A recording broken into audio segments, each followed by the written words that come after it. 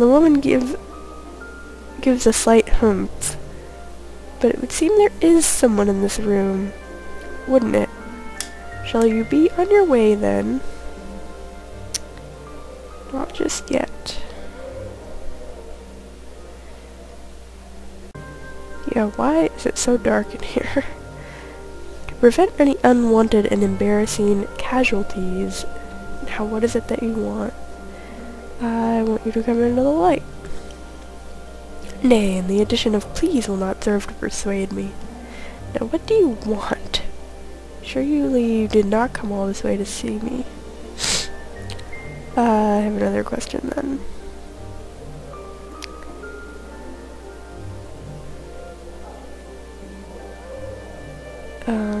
Trying to find Vivian's scent. Do you know where it might be? No, I've not a clue.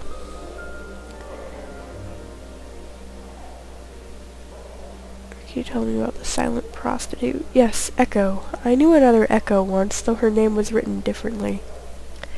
I know nothing of this girl, though. Ask Delora.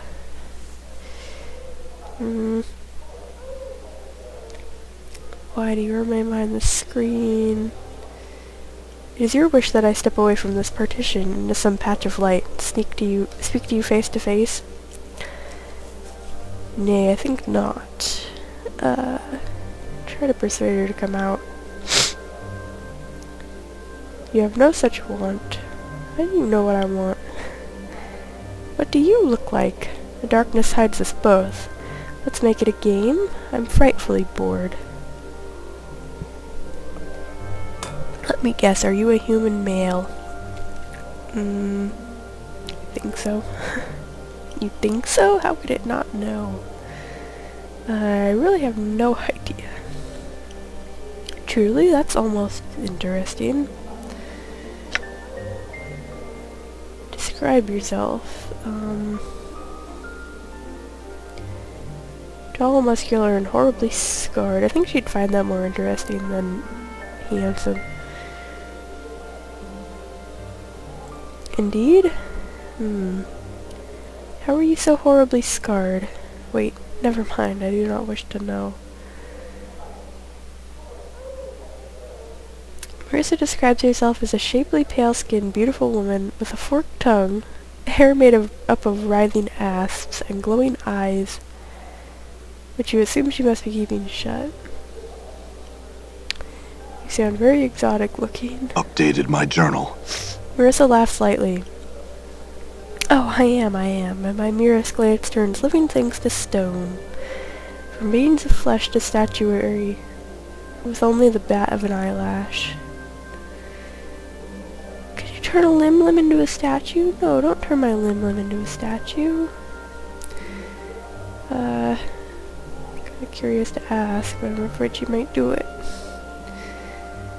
That must be inconvenient. That's why I sit here all alone in the dark.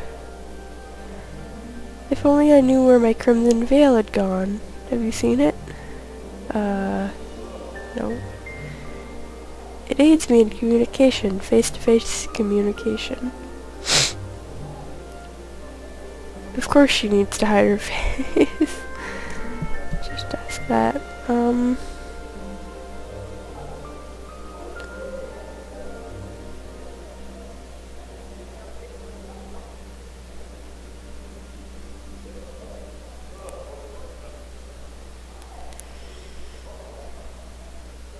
Okay, I'll confront her about this. Updated my journal. Yes, I've been known to creep into Vivian's chamber for some of her perfumes. Though I doubt you'll meet another here who hasn't. If you're implying that I've got her personal scent, well, feel free to sniff around. You'll not find it on me or in my chambers, I assure you. Perhaps whoever took my crimson veil took Vivian's scent as well. Sorry about my yawning. You know anything about Revel Puzzle? Well, no. Do you?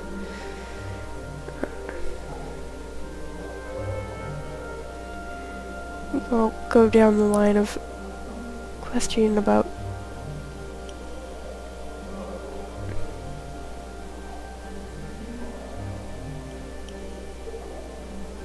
Turning the limb to stone.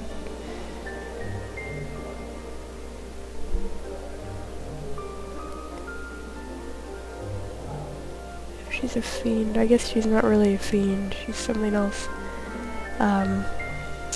What are those called? Basilisks? The ones that turn you to stone? But I don't know if the female... Medusa. The one with snakes for hair. It's Medusa.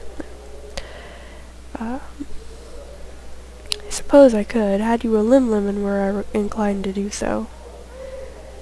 I might be so inclined had I my Crimson Veil.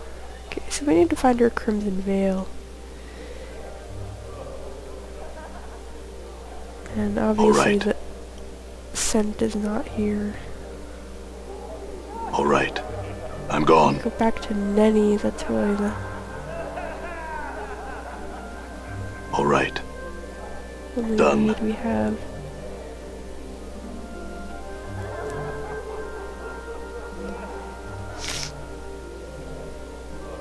Well met, good sir. I'm Nenny. And how are you this fine day? Oh, we've met before. I'm sorry, I knew you looked familiar, though. Please ask. Try to find Marissa's Crimson Veil. Updated my journal. I'll bet I do. I saw that nasty Chimastic's adder tongue sneaking out of Marissa's room one night. They're both meanies, you know, but Chimastic's really awful. Anyway, I'd talk to her first. I wonder if she is taking everything and blaming it on her people. I'm gone. Okay. I'm gone.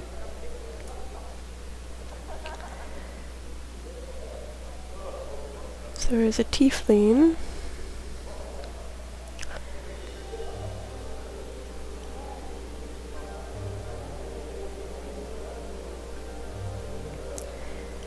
I just can't read all that, that's too much. Just what are you looking at, you banged up sod? My friend thought you were attractive, but whoa, was he ever horribly mistaken. She sneers at Mort, then looks below him, where her body would normally be. Sharp tongue for a stemless header. Sure, Chief, whatever. What a witch, Mort then waggles his eyebrows. I like that. I need to talk to her, Mort. Shut up. And what makes you think I care? Why don't you lick my backside? My tongue's not wide enough, and I don't like hair in my mouth. Ew. Well, you seem like the taste of offal in your mouth, a dung-breathed cretin. Only because it's like kissing you remains you sting more. Kiss me? Ugh, I'd rather kiss a bloody mass of phlegm than lay my lips on you. No thanks. Don't thank me, thank the powers somebody actually wants to kiss you. Chimastic looks at a loss for something to say. For an instant a smile threatens to crack the grimacing mask of her face. Alright, what do you want of me?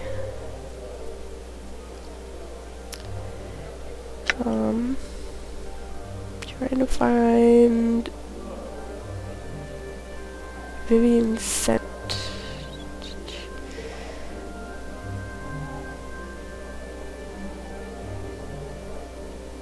Can you teach Mort here to be more abusive? Now that's an unusual request.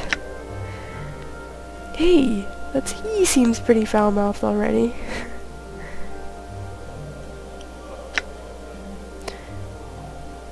You can wish you had legs like mine, you pitiful wretch of a bone box. I can walk, run, dance. What do you do? Bob around wishing you had a pair, goats or otherwise.